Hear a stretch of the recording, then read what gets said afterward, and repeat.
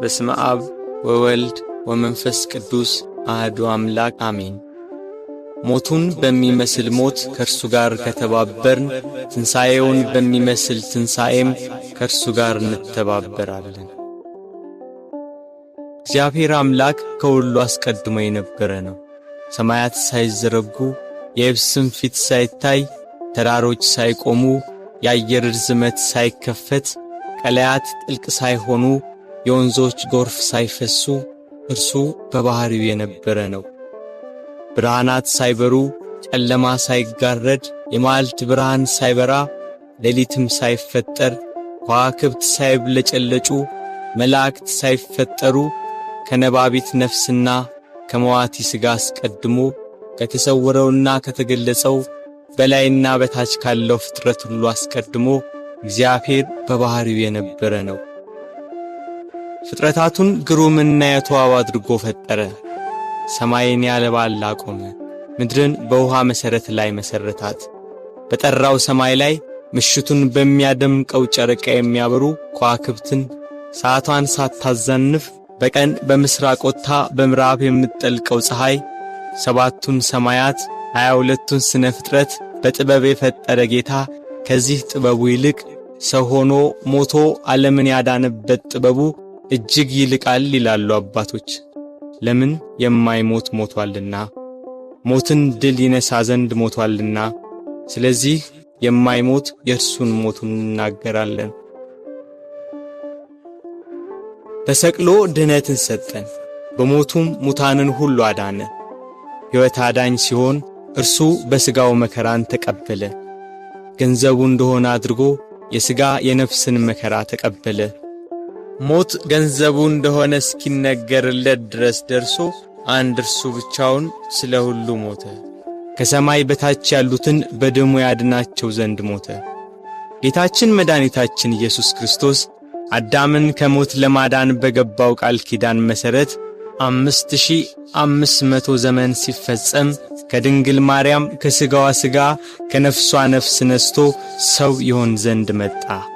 ቅዱስ ዮሐንስ አፈወርቅ በቅዳሴው ከአባቱ ሳይወጣ መጣ፣ ከአኗኗሩ ሳይለይ ወረደ፣ ከሦስትነቱ ሳይለይ መጣ፣ ከአንድነቱም ሳይለይ ወረደ፣ ከዙፋኑም ሳይለይ በሥጋ ልጅ አደረ፣ ከምልአቱ ሳይወሰን በማኅፀን ተጸነሰ፣ በላይ ሳይጎድል በማኅፀን ተወሰነ፣ በታችም ሳይጨመርበት ተወለደ እንዳለ ቃል ከሰማይ ወርዶ ከቅድስት ድንግል ማርያም በነሳው ሥጋ ሰው በሆነበት በዚያ ዘመን ኢየሩሳሌም በሮም ግዛት ስር ነበረች።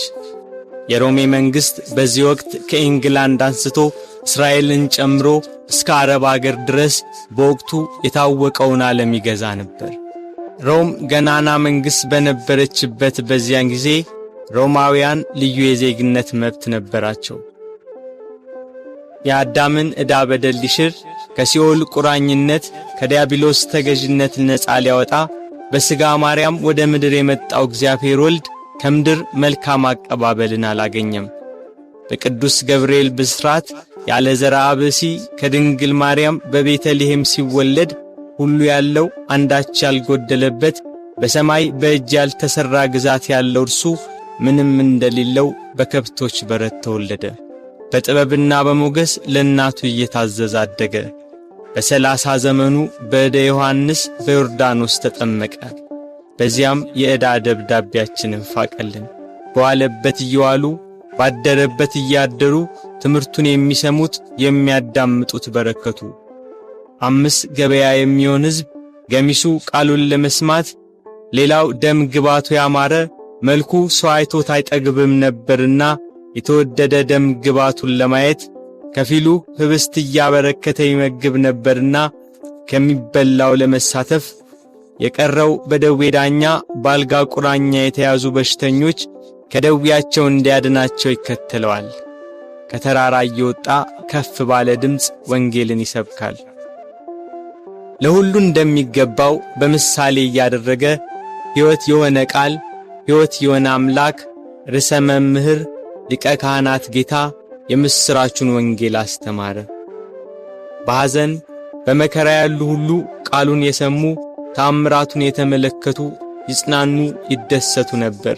ላዘኑት መጽናናት፣ ለደከሙት ብርታት፣ ለወደቁት መነሳት፣ ለተቸገሩ ሁሉ ፈጥኖ ደራሽ፣ በጎደለ የሚሞላ የበረከት አባት በዶኪማስ ሰርግ በቃና ገሊላ ከእናቱ ከእመቤታችንና ከቅዱሳን ሐዋርያት ጋር ተገኘ። ውሃውን ወደ ወይን ጠጅ ለወጠ። እንጀራ አበርክቶ እስኪተርፍ መገባቸው። በውሃ ላይ እየተራመደ ተጓዘ። ነፋሳት ቃሉን እየሰሙ ተገዙለት። አጋንንት እየፈሩና እየተንቀጠቀጡ ሰገዱለት። ከብዙ ሰዎች ላይም ማራቃቸው። ድውያንን ፈወሳቸው። የሞቱትን አስነሳ። በሞቱ ሕይወትን ለሚሰጣት ጌታ ምድር ሞት ደገሰችለት። የተራቡትን ስላበላ የሕይወት ወንጌልን ሰብኮ በአዲስ ጎዳና መንገድን ስላቀናልን በጎ በማድረጉ ተሰቅሎ ይሞት ዘንድ ፈረደችበት። የካህናት አለቆችና ጸሐፍት ፈሪሳውያን ከጲላጦስ ጋር እንዴት እንደሚያጋጩት ያስባሉ። ሕዝቡ ሁሉ ክርስቶስን መከተሉ፣ በዋለበት መዋሉ፣ ባደረበት ማደሩ፣ እነሱን ትቶ ክርስቶስን መከተሉ አበሳጭቷቸዋል። ፋሲካ የሚባለው የቂጣ በዓል ቀረበ። ጸሐፍትና ሊቀ ካህናት እንዴት እንደሚያስይዙት ሲያስቡ ሰይጣን ጌታን ከተከተሉ ከ12 ሐዋርያት አንዱ በሆነው በይሁዳ ገባበት። ጌታን ለካህናት አለቆች እንዴት አሳልፎ እንደሚሰጣቸው ተዋዋለ። 30 ብር መዘኑለት። ስሞ ይሰጣቸዋል፣ 30 ብሩን ይሰጡታል። የዓለም ሁሉ መድኃኒት በ30 ብር ተሸጠ። እንዳስለመደው ወደ ደብረ ዘይት ሄዶ በጌቴሴማኒ በአትክልት ስፍራ ሳለ ከ12 አንዱ ያስቆሮቱ ሰው ይሁዳ የተባለው ሐዋርያ የሚመራቸው ሰይፍና ጎመድ ያዙ የካህናት አለቆችና ጸሐፍት፣ ሌሎች ብዙ ሰዎች ወደ እነርሱ ገሰገሱ። የምስመው እርሱ ነው፣ ያዙት፣ ተጠንቅቃችሁ ውሰዱት ብሏቸው ነበርና ወደ ጌታ ቀርቦ ሳመው። መምህር ቸር ውለሃል ብሎ አቀፈው። አይሁድ ተረባርበው ያዙት።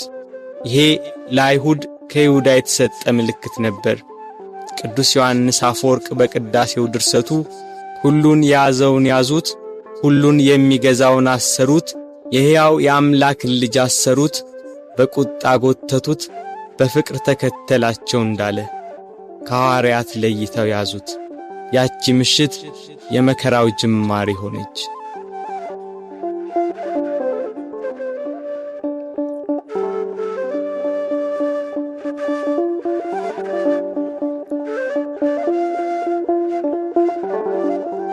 ሥጋዬን ቆርሼ ደሜን አፍስሼ መሥዋዕት ሆኜ አድንሃለሁ ብሎ ቃል ኪዳን የገባለት ጌታ ሞትን ያጠፋ ዘንድ የሞትን መውጊያ ይሰብር ዘንድ ለመታረድ እንደሚነዳ በሚሸልቱት ፊት እንደማይናገር እንደ የዋህ በግ በኋላቸው እየተከተሉ ጎተቱት።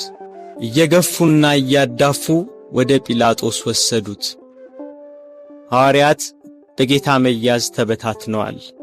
የእረኛው መመታት መንጋውን በትኖታል።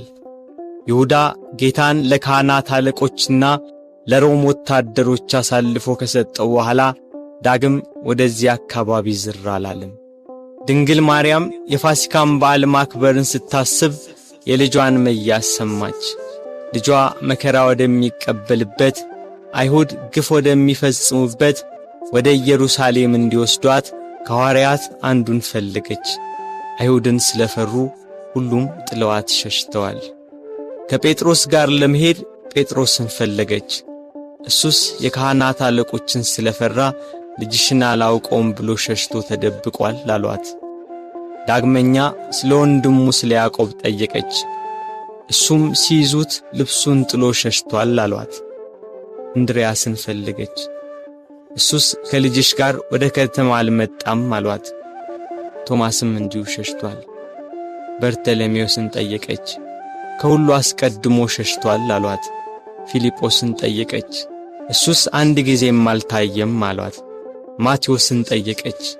እሱማ ግብር ተቀባይ ስለነበር ከሁሉ ይልቅ ፈርቶ ተሸሽጓል አሏት። ሁሉንም አንድ በአንድ ጠየቀች። ከእርሱ ጋር ወደ ቀራንዮ ከሄደ ከዮሐንስ በቀር አንድም አላገኘችም። እያለቀሰችና እያነባች ወደ ቀራንዮ ገሰገሰች።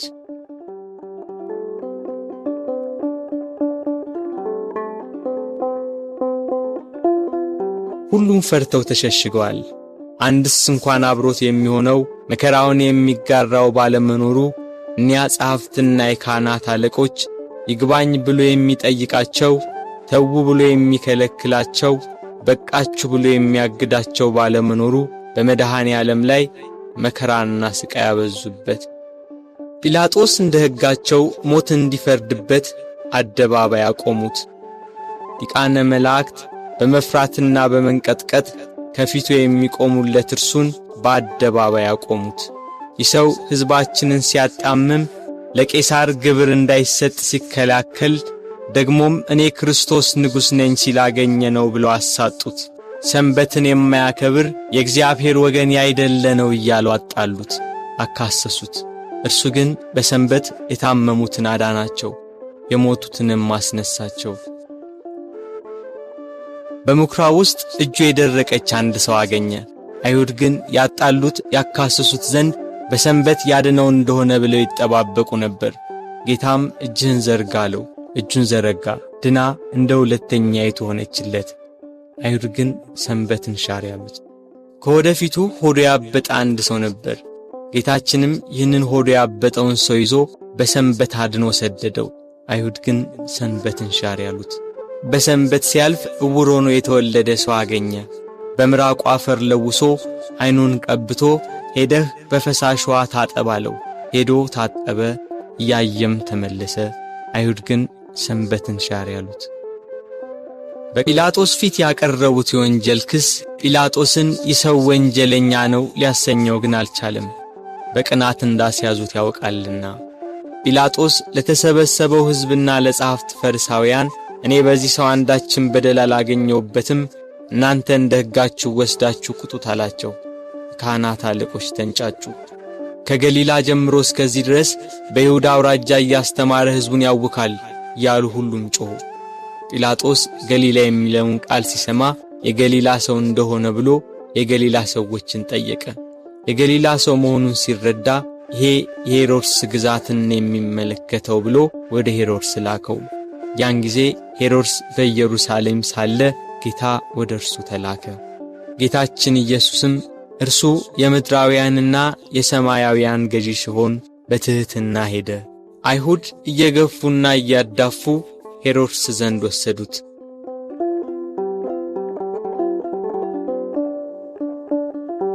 ሄሮድስ ክርስቶስን ባየው ጊዜ የተወደደ ደም ግባቱን መልኩንና ብሩህ የሆነ ፊቱን ከማየቱ የተነሣ እጅግ ደስ አለው። ስለ እርሱ ብዙ ሥራውን በሰማ ጊዜ ሊያየው ከብዙ ቀን ጀምሮ ይመኝ ነበርና። ሄሮድስ ከመጓጓቱ የተነሣ ደግሞ ደጋግሞ ጠየቀው፣ መረመረው። እርሱ ግን ቃል አልመለስም። ጸሐፍት ፈሪሳውያንና የካህናት አለቆች ዝም ስላለ ቁመው ያጣሉት የሐሰት ክሳቸውን ይደረድሩ ጀመር። ሄሮድስም ለእኒያ ርኅራኄ ለሌላቸው ወታደሮች በያዙት ጅራፍ እንዲገርፉት ትእዛዝ አስተላለፈ። በእርሱ ግርፋት የአዳምን ግርፋት ሊያስወግድ በሄሮድስ ትእዛዝ ብዙ ተገረፈ። ሥጋው እየተቆራረጠ ደሙ እንደ ውሃ ወደ ምድር ፈሰሰ። ኢየሩሳሌምን የሚገዛት ሄሮድስም ጌታ ኢየሱስን አቃለለው። ይህ ሰው ሞት ይገባዋል ብሎ መልሶ ወደ ጲላጦስ ላከው።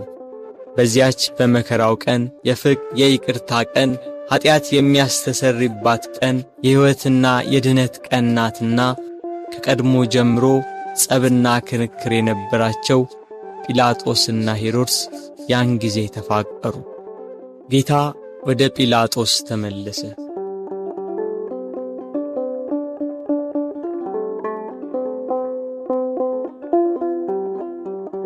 ጲላጦስ ሄሮድስ ወደ እርሱ መመለሱን ሲረዳ ለተሰበሰበው ሕዝብ ወደ ሄሮድስ ላኩት። እርሱም መልሶ ላከው። እነሆ እሱም ለሞት የሚያበቃ የሠራ የለም፣ ስለሆነ ገርፌ ልተወው በማለት ተናገራቸው።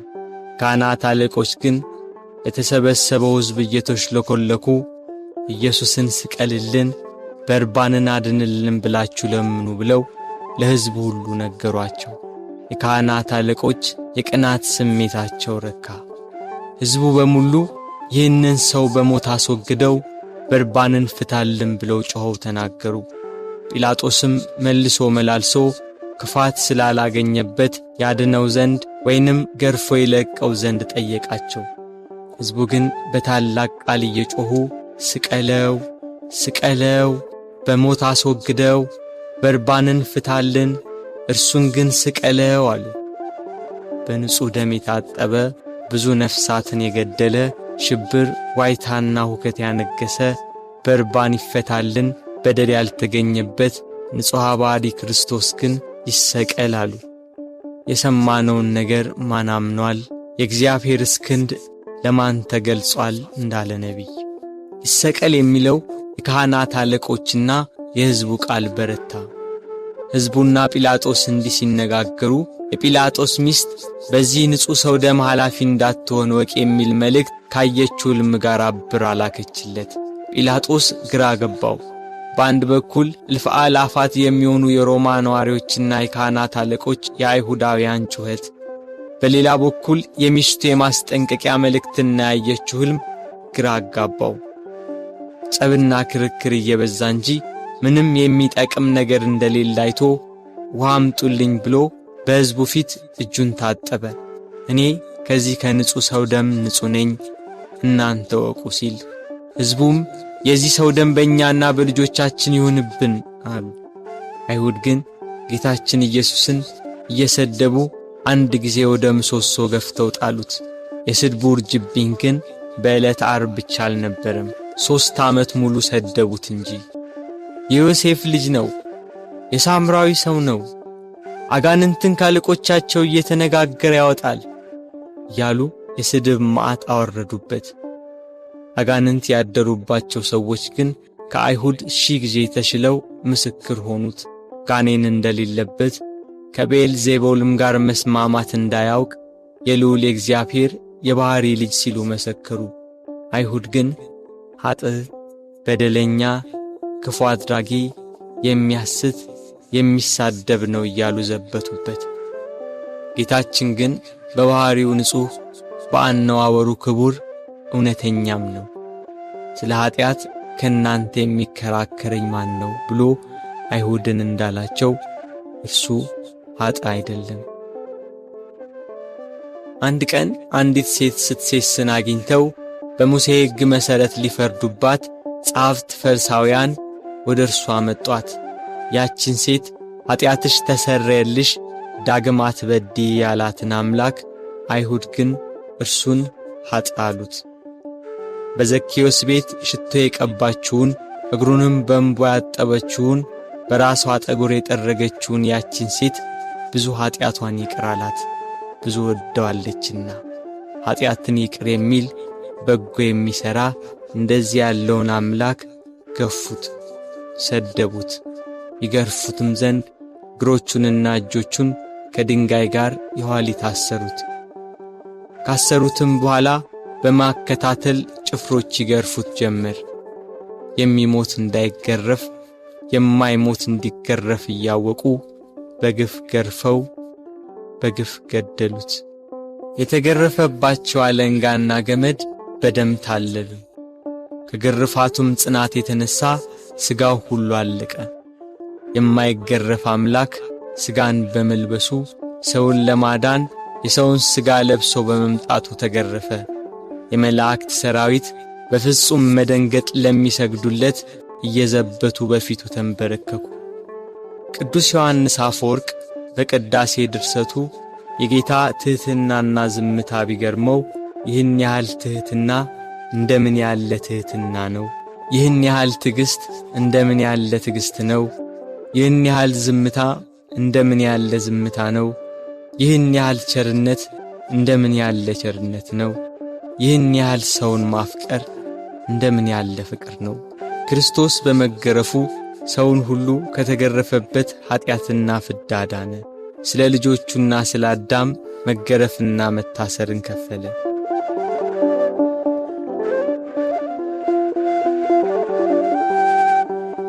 ጲላጦስ በሕዝቡ ላለመጠላት በአይሁዳውያን ለመወደድ ፍቃዳቸውን ለመፈጸም ስቀሉት ብሎ ጌታችንን ለአይሁድ ሰጣቸው። አይሁድና ጭፍሮቻቸው ጌታን ወደ ፍርድ አደባባይ ወስደው አንድ ወጥ የሆነችውን ልብስ ገፈፉና ቀይ ግምጃ ለበሱት። እንደ መብረቅ የሚያንጸባርቅ እንደ በረዶ ነጭ የሆነ ልብስ የሚለብስ ሲሆን ለመዘባበት ቀይ ሐርና ነጭ ሐር አለበሱት። ለኪሩቤል የመብረቅ ልብስ፣ ለሱራፌል ግርማ ያለ ልብስ የሚያለብሳቸው እሱን ቀይ ግምጃ ለበሱት። በሳት በተጋረደ ዙፋን ላይ የሚቀመጥ እሱን በመዘባበቻ መቀመጫ ላይ ያስቀመጡት። ከዘንባባና ከሾህ ጋር የታተቱ በመርፌ አምሳል የተሠሩ 50 ሾኮች ያሉበት የመገዳደሪያ አክሊል አቀዳጁት። እኒህ ሾኮቹ እስከ ራሱ አጥንት ድረስ ገቡ። የሕይወት መገኛ እርሱን የሾህ አክሊል አቀዳጁት።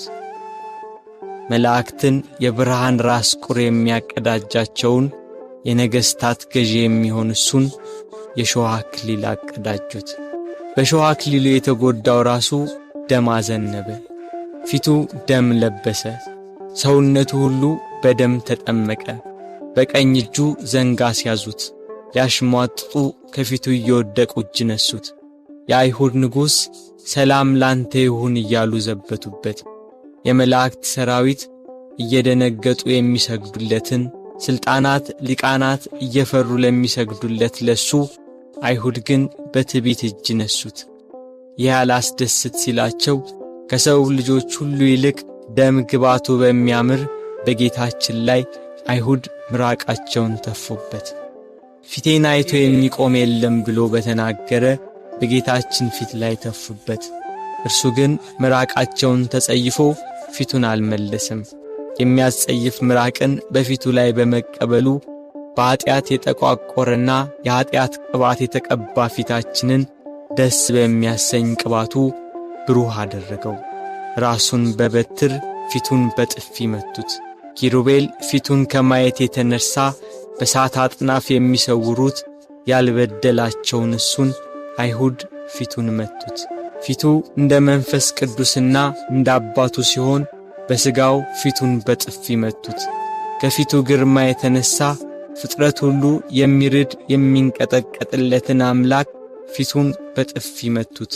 መከራውን ስቃዩን አበዙበት። ሕዝቡም የለበሰውን ልብስና የተቀዳጀውን የሾህ አክሊል ሲመለከቱ ስቀለው ስቀለው ስቀለው እያሉ ጮኹ። ጲላጦስም ይኸው ወስዳችሁ ስቀሉት ብሎ ሰጣቸው። አይሁድና የካህናት አለቆች 17 ክንድ የሚሆን የተመሳቀለ እንጨት አሸክመው ሊሰቅሉ ወሰዱት። ጉዞ ከኢየሩሳሌም ቅጥር ውጭ ወደሚገኝ ወደ ቀራንዮ።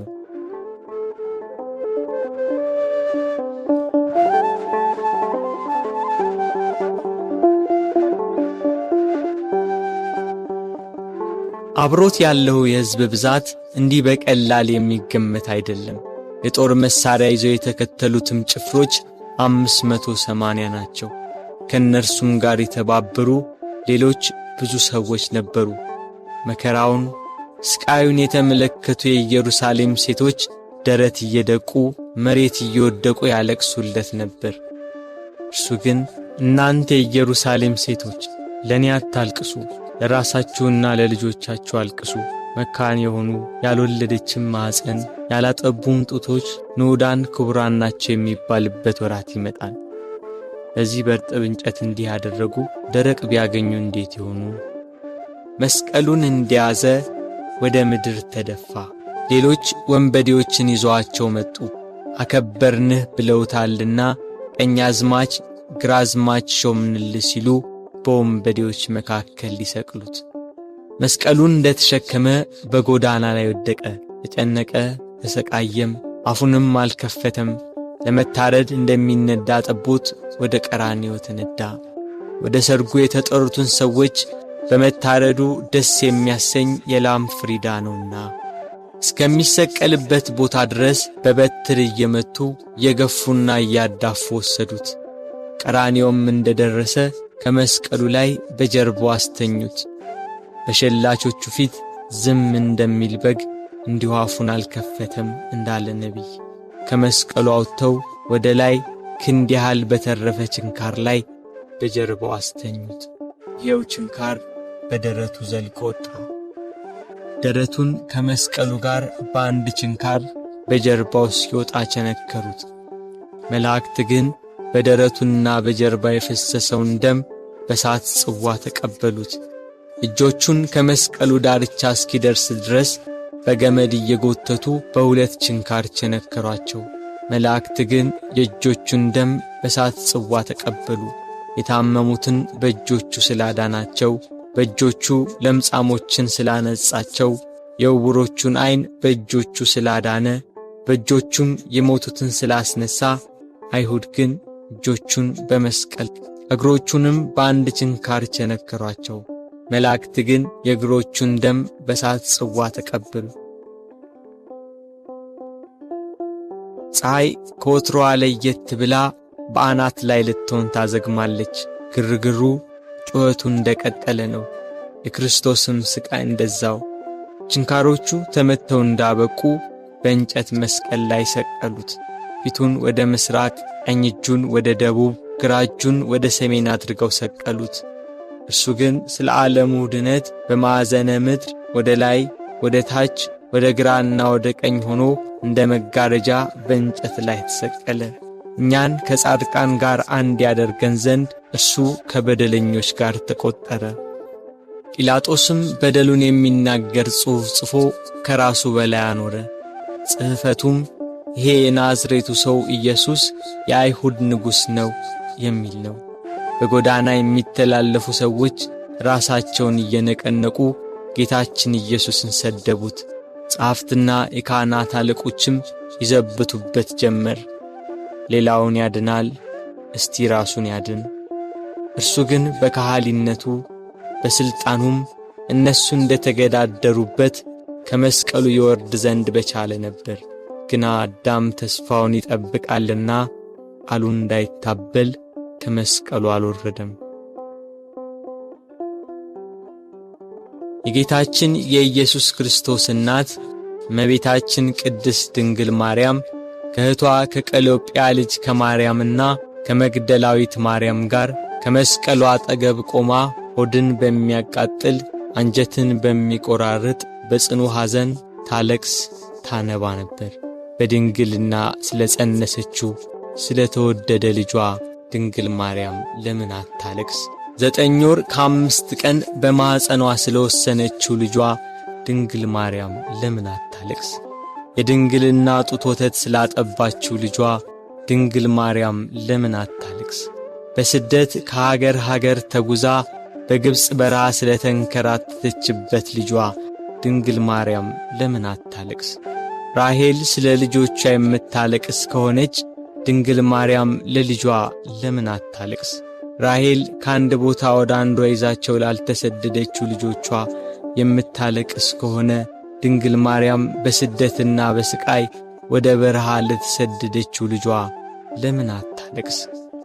መቃብራቸውን ላላየችው ልጆቿ ራሔል የምታለቅስ ከሆነች ድንግል ማርያም የታተመ የልጇን መቃብር እያየች ለምን አታለቅስ? የ12ቱ ነገድ አባት ሽማግሌው ያዕቆብ ስለ ልጁ ስለ ዮሴፍ ያለቀሰው ለቅሶ ዛሬ አዲስ ሆኖ ተገኘ። ያዕቆብ ልጁ ዮሴፍን ወንድሞቹ ሲያስሩት አላየም። ድንግል ማርያም ግን ልጇ በመስቀል ላይ ተቸንክሮ አይተዋለች። ያዕቆብ ዮሴፍን ወንድሞቹ ከጉድጓድ ሲጥሉት አላየም። ድንግል ማርያም ግን በአይሁድ አደባባይ ልጇን ተሰቅሎ አይተዋለች። ያዕቆብ ዮሴፍን ልብሱን ገፎ ሲሸጡት አላየም። ድንግል ግን ይሁዳን ለ30 ብር ሲሸጠው አይታለች። ያዕቆብ በልጁ ደም ሳይሆን የበግ ደም አይቶን ያለቀሰ። መለኮት የተዋሃደው የክርስቶስ ደም ግን ድንግል በምታለቅስበት ጭንጫ ላይ ፈሰሰ። ስለዚህ አለቀሰች። ስለ ተወደደ ልጇ ለምን አታለቅስ? 7ቱ የመላእክት አለቆች መጥተው አረጋጓት፣ አጽናኗት።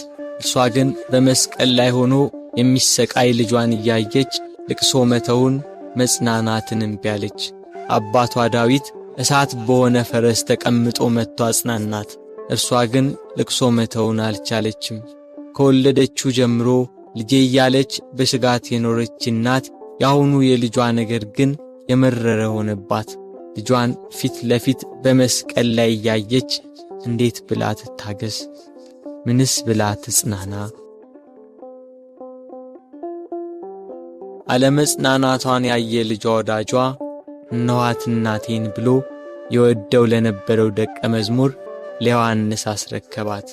የደሙን መፍሰስ የጎኑን መወጋት የልጇን ሞት ባየች ጊዜ ከሐዘን ብዛት እንዳትሞት ለሚወደው ደቀ መዝሙር ለዮሐንስም ከሐዘን የምታረጋጋ የመዳን ተስፋ የሆነች እናት በመስቀሉ ስር በመገኘቱ እነኋት እናትህ ብሎ የእርሱን እናት ሰጠው።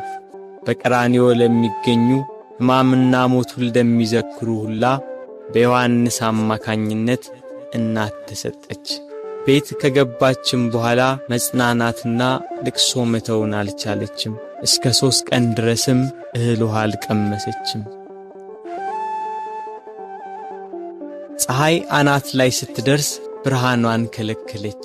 በቀትር ፀሐይ በሚጠነክርበት ሰዓት ኢየሩሳሌምን ጨለማ ወረሳት።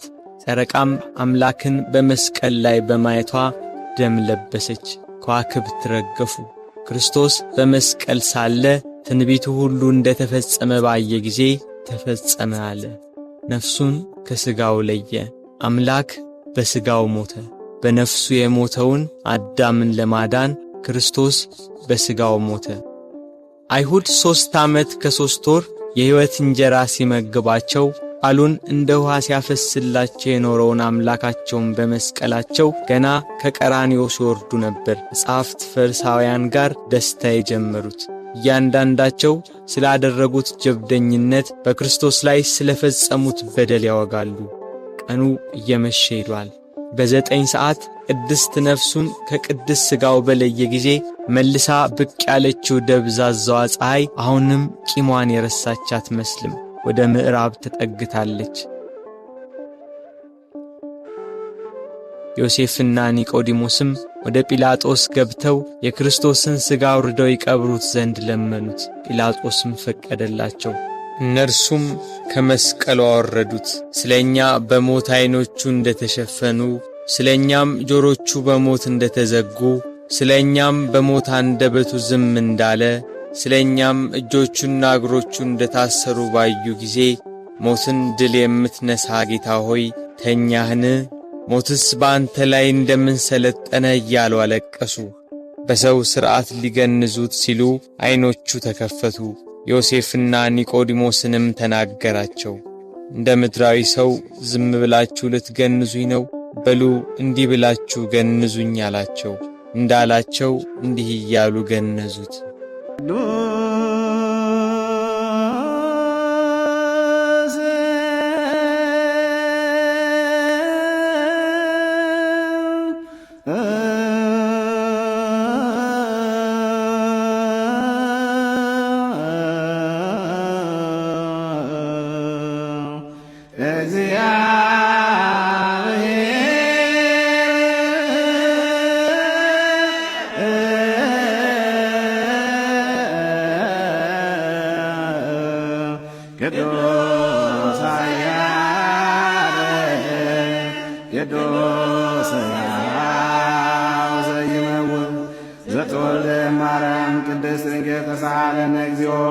ቅዱስ እግዚአብሔር ቅዱስ ኃያል ቅዱስ ሕያው ዘይመውት ዘተጠምቀ በዮርዳኖስ ዘተሰቅለ ዲበ መስቀል ተሳሃለነ እግዚኦ። ቅዱስ እግዚአብሔር ቅዱስ ኃያል ቅዱስ ሕያው ዘይመውት ዘተንሥአ እሙታን አመ ሣልስት ዕለት ዐርገ በስብሐት ወሰማያት ወነበረ በየማናሁ ዳግመ ይመጽእ በስብሐት ይኰንን ሕያዋነ ሙታነ ተሳሃለነ እግዚኦ። ስብሐት ለአብ ስብሐት ለወልድ ስብሐት ለመንፈስ ቅዱስ ይእዜኒ ወዘልፈኒ ወለዓለመ ዓለም አሜን ወአሜን። ለይኩን ለይኩን ቅዱስ ስሉስ እግዚአብሔር ሕያው ተሳሃለነ። እያሉ ገንዘው ዮሴፍ ለራሱ ባሰራው በአዲስ መቃብር ቀበሩት። መቃብሩን በታላቅ ድንጋይ ገጠሙት። የካህናት አለቆችና ፈሪሳውያን ተሰባስበው መቃብሩን እንዲያስጠብቅ ደቀ መዛሙርቱ ተነስቷል ብለው ሕዝቡን እንዳያውኩ ለጲላጦስ ነግረው በ4 ሹማምንቶችና በ400 የአይሁድ ጭፍሮች የጌታችን የኢየሱስን መቃብር አስጠበቁ። ጠባቂዎችም እስከ 3 ቀን ድረስ እየጠበቁ ተቀመጡ።